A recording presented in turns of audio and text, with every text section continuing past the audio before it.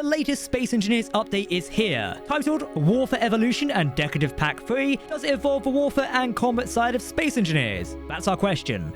As always, this update contains both free content as well as paid DLC content. The big inclusion in the new content is something we've recently covered here on the channel, this being the brand new PvP scenario, Space Standoff. It's a good combat test, and I think that is where the name Warfare Evolution comes from for this update. Looking at what we have, expanding available blocks via the Decorative Pack 3 will be the main selling point. We'll break down all the content in a moment, like always. But straight away, we do have things like LCD panels expansion, which is something I've personally wanted for many, many years. This is joined by new wind turbines and inset blocks, which expand what you can build in Space Engineers. As always, I invite you to share your honest thoughts on this Space Engineers update in the comments section below. We're rapidly approaching the 10th anniversary of the game, and it's been a wild journey. Hey everyone, my name's Captain Jack and welcome back to my channel. It's a busy time around here. We've got a brand new Space Engineers update we're going to be talking about. If you caught my live stream testing out the brand new PvP scenario earlier, then hello, welcome back. Hopefully I've managed to upload this video on time. If you're watching this after coming back for Starfield, then hello, hope you enjoyed that game as well. Let's talk about the free content first. So, several new blocks are added to the base game, which are free with this update, means you don't need to pay anything. Just need to download the latest version of Space Engineers on Xbox and Steam and PlayStation now. So, what do we have? Two pedestals are included. These are the control panel pedestal and the button panel pedestal. I'm a fan of these. Having the control panel one is something we've needed for some time now. Also, we no longer need to place the control panel button on a direct surface. It's a good addition as a block, adding a quality of life improvement to the game. AI warning signs have been added. These do what they say on the tin. It's a warning sign for artificial intelligence blocks added in the previous major update and DLC. There's even a powered by Good AI sign, which is, of course, related to Keen Software House's sister company, Good AI. Round armor panels are here. We introduced armor paneling previously in one of the major updates. Many of you have used those blocks as well. I haven't used them as much. With that said, I did review a Space Engineers ship from the workshop, which you'll see next week, which makes excellent use of the armored panels. Can you see yourself using these in game? I can't picture where I'd use round armor panels personally. Maybe I'll make a droidica. Short wheel suspensions are included. These are basically what they say on the tin. It will help you design smaller grid-based ships, and of course, large variants. Putting suspensions on rovers is always a tricky part of the game for me, but you know, some of you manage to do it, and some of you create awesome stuff.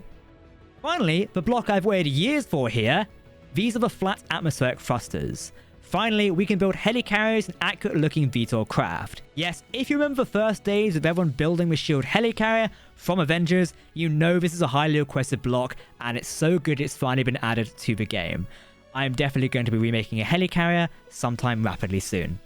Now these new thrusters come in both large and small grid variants. Yes, you can now build a helicarrier if you wish and have it look a bit accurate. We also have a D-shaped variant, suitable for designs like that I guess. I'm sure you'll all find suitable ways of putting this block on your grids. But this is my favourite part of the free update here, and I love it. Okay, onto the paid DLC content.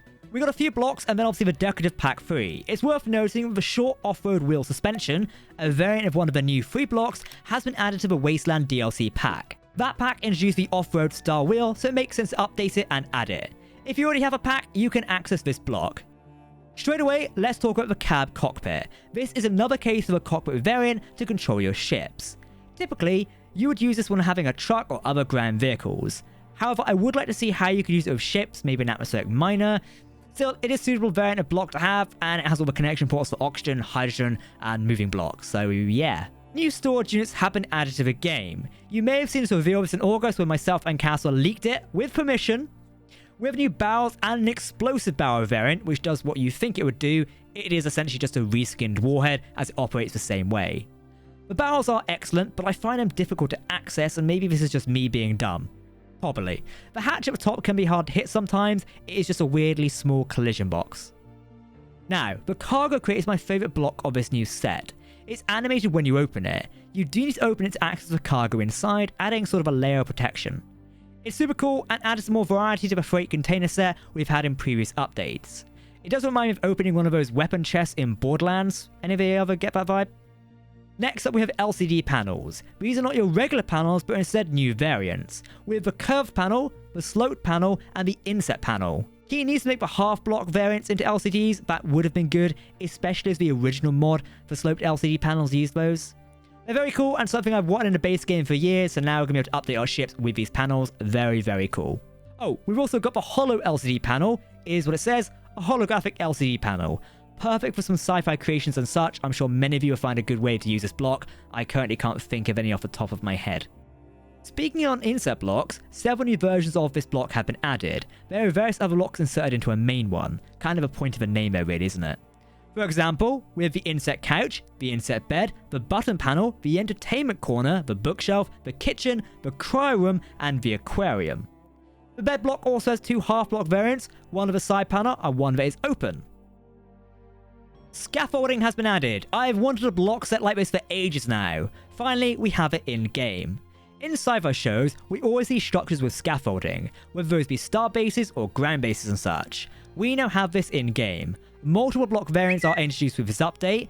There are also walkable scaffold blocks. You can walk on these, including a half block and a ladder variant for climbing structures. Very cool. We've got a new beacon block. It's a round beacon.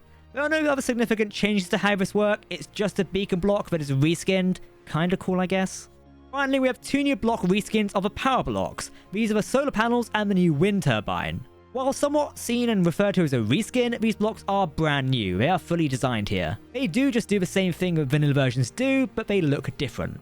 I mean, the big difference with the solar panels is that you can color them. Given how they are designed, you can also create these massive solar arrays you see on space stations and planets. Using the half-sloped ones and the corner ones, kind of really cool when you think about it. See on screen right now if what I was managed to be able to create in like 2 minutes. But I'm sure many of you designing space stations will be able to put it to better use.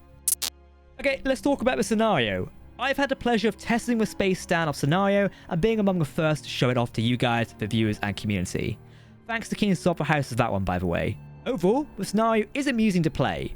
I would recommend checking our dedicated video on that, as when we got early access we teamed up with a few of our friends and tested it out. If you've got the time, try the scenario with some friends or recruit some other Space Engineers players to participate. My Discord server has a great community of people to play with. Check it out if you're there. My main issue with the scenario is it does get to a standoff area after a point. Significantly if you deplete your ships, or rather both sides deplete their ships. I understand why spawning of tools is not a thing, but finding yourself at the enemy base can become tiresome with no way to do any damage. Some open crates of tools could be left around or spawned with a grinder. Again, I see why this is not done, as it could unbalance the game mode a little bit further. I'm interested to hear your thoughts on this PvP scenario. Try it out and let me know. Keen have said it may look like it will evolve after a certain point. I would like to see different versions of this, maybe one with more teams or different sort of like resource points. That could be pretty cool, maybe one day.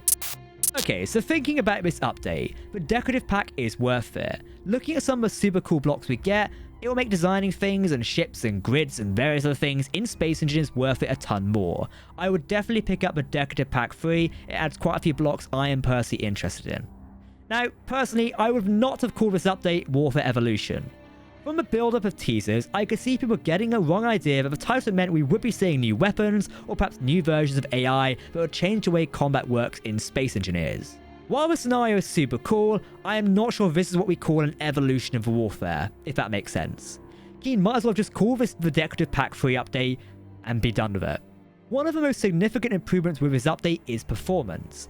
Keen are boasting an up to 60% performance increase and improvement for large worlds, which means faster grid updates and better memory usage in the critical steps of the game. Very cool. If you notice this change in any of your intense worlds, I know some of you like to build the bigger ships around, let me know. It should improve gameplay rather well.